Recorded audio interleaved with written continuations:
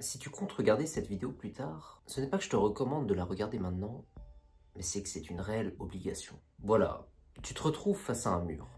Aussi grand soit-il, aussi infranchissable soit-il, il n'est pas indestructible. À l'inverse, il semble impalpable, mais pourtant bien réel.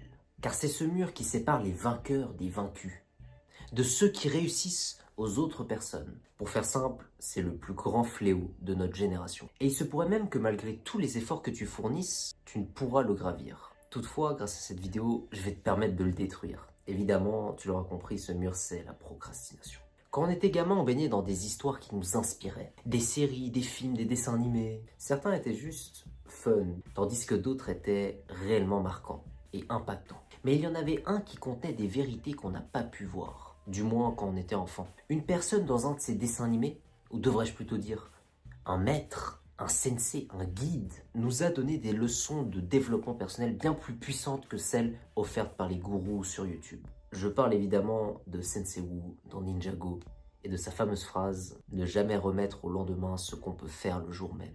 On l'a tous entendu, c'est sûr, mais est-ce qu'on l'a réellement comprise? C'est ça la question. Parce que si c'était le cas, pourquoi remettrait-on toujours à plus tard ce qu'on pourrait faire maintenant? Pourquoi tout ce qui alimente notre société nous pousse à procrastiner, à remettre à plus tard ce qu'on pourrait faire à l'instant même? On remet tout à plus tard, on attend toujours le bon moment, le bon alignement des planètes, et pourtant on sait très bien que ce moment n'arrive jamais. Et c'est pourquoi au final, on ne fait rien, on ne passe pas à l'action et on procrastine. Mais alors, pourquoi est-ce qu'on procrastine? Parce que pour régler ce problème, il faut déjà le comprendre. Car contrairement à ce qu'on croit, la procrastination n'a rien à voir avec la fainéantise. Mais c'est un réel conflit interne entre deux parties de notre cerveau. La première est le cortex préfrontal qui en fait nous pousse à prendre des décisions sur le long terme, à penser long terme et du coup à privilégier les résultats sur une plus grande durée, qui oppose du coup une autre partie de notre cerveau, le système limbique, qui pour ce dernier, privilégie la gratification instantanée. C'est une partie un peu plus primitive de notre cerveau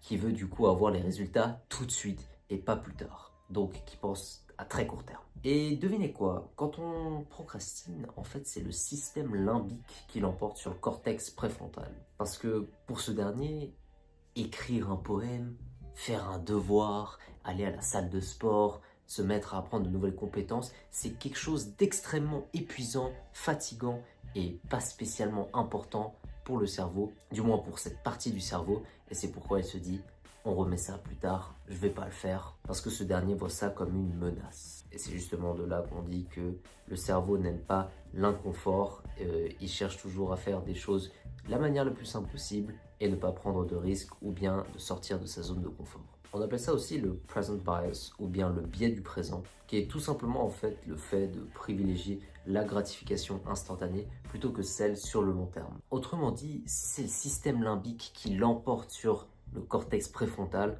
on est dans la merde et il va falloir reprogrammer notre cerveau. Et c'est justement ce qu'insinue Sensei Wu derrière sa phrase quand il dit « Il ne faut jamais remettre à lendemain ce qu'on peut faire le jour même », c'est tout simplement en fait de l'auto-sabotage. Si on ne le fait pas maintenant, on est persuadé, on le sait qu'on ne le fera jamais et qu'on ne prendra pas de risques. Et comme il le dit aussi également si bien, sans prendre de risques, on ne peut savoir à quel point on peut aller loin. Et évidemment, comme d'autres personnages de dessins animés, ce dernier est inspiré de philosophes, enfin je pense de certains moines, mais certains philosophes partageaient déjà sa vision, plutôt Sensei Wu partage la vision de ces différents philosophes via justement ses dires. On pourrait notamment citer Sénèque, qui je pense est le plus connu, donc un philosophe stoïcien, qui disait « Tandis que nous remettons les choses à plus tard, la vie passe ». Et ça, on peut le voir aussi notamment plus tard avec Marc Aurèle, pour aussi du stoïcisme, qui disait que la seule chose qu'on peut contrôler, en fait, c'est le présent.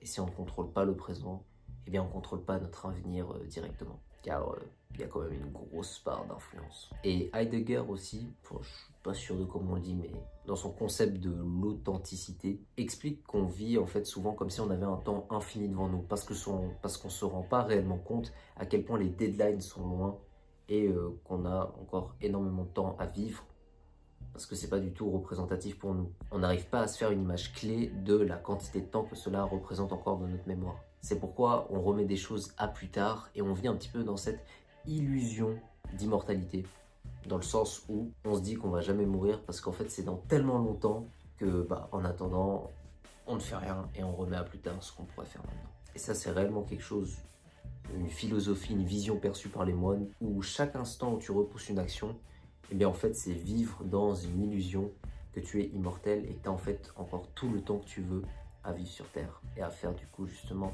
ces choses que tu as procrastinées. Pour les plus érudits d'entre vous, vous connaissez peut-être le conte de Momo, sur justement Momo qui est un enfant qui peut en fait basically arrêter le temps. Donc Momo vit dans une ville où des étrangers en costume gris convainquaient les habitants d'économiser leur temps, de ne pas perdre une seconde en plaisir, en discussion inutile. Et du coup, petit à petit, les personnes commençaient à vivre une vie insipide, sans saveur, sans adrénaline.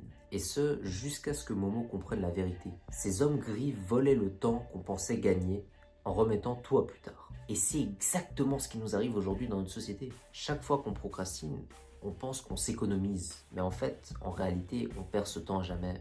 Parce qu'au final, on ne se met jamais au boulot. Maintenant, il n'y a pas de secret. La clé pour réellement arrêter de procrastiner, c'est tout simplement passer à l'action. Tout simplement agir, filmer une vidéo, faire cette chose qu'on n'a pas envie de faire et qui pourtant nous apporte des résultats et sur le moment même, on prend du plaisir à le faire.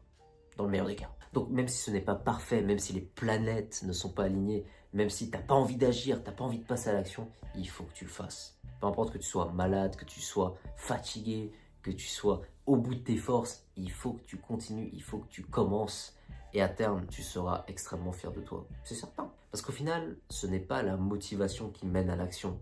C'est l'action qui nous pousse à être motivé. Alors maintenant, il faut que tu te poses ces questions. Qu'est-ce que tu repousses depuis longtemps ? Quelle est cette chose qui peut t'apporter les résultats dont tu rêves et qui pourtant, tu ne le fais absolument pas ? Cette chose, cette tâche, ce devoir, tu ne dois pas le repousser à plus tard. Tu ne dois pas le remettre à demain. Tu ne dois pas le remettre à dans une semaine, à dans un mois, à dans un an. Il faut que tu le fasses maintenant. Dès aujourd'hui, il faut que tu te mettes à poursuivre cette activité, à commencer à la faire, à commencer à te développer dedans, à apprendre. Et ce, tous les jours un petit peu, que tu sois au bout de tes forces ou non. Car franchement, c'est de cette manière qu'on pourra abolir, éradiquer et effacer la procrastination de notre quotidien. Juste en agissant. Et franchement, je trouve ça magique. Voilà, sur ce, je vous laisse. On se revoit dans la prochaine vidéo et puis n'hésitez pas à liker, vous abonner, partager. C'était Suji. Peace.